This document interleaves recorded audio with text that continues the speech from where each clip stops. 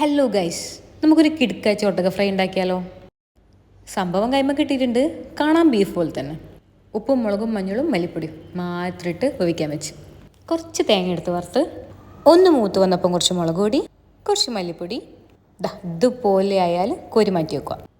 അതേ പാനിൽ കുറച്ച് വെളിച്ചെണ്ണ, 2 സവാള, ഉള്ളി പെട്ടെന്ന് മൂത്തിട്ടാൻ വേണ്ടിയിട്ട് കുറച്ച് ഉപ്പ്, പിന്നെ മഞ്ഞൾ, കുനുകുനാന്നെരിഞ്ഞ വെളുത്തുള്ളി, ഇഞ്ചിയില്ല കേട്ടോ, തീർന്നുപോയി, പിന്നെ കുനുകുനാ പച്ചമുളക്, വാടി വരുമ്പോൾ സംഭവം കളറാകാൻ കുറച്ച് തക്കാളി, ഒട്ടകത്തിൻ്റെ മസാല ഇല്ലാത്തത് കൊണ്ട് ചിക്കൻ മസാല. സംഭവം വെന്ത് 5-8 വിസിലടിച്ചിട്ടുണ്ടോ, ഇത് പുകയടിക്കുന്നില്ല. അരേ വാ.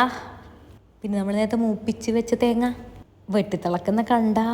അപ്പോൾ ഒരു മണത്തിന് കറിവേപ്പില, വെള്ളമൊക്കെ വറ്റി സെറ്റായിട്ടുണ്ട്.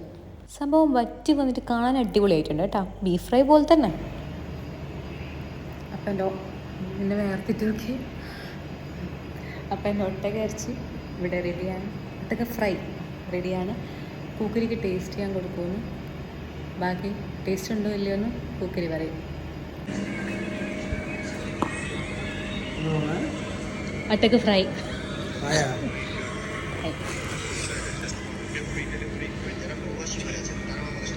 ചൂടുണ്ടെങ്കിൽ ഊതിക്കാം.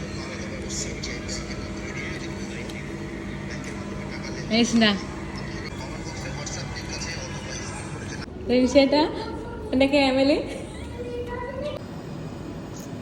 കിച്ചണിൽ ചൂടാട്ടോ, ഒമാനിൽ ചൂടാണ്. അപ്പോൾ ഞാൻ ഹാപ്പി.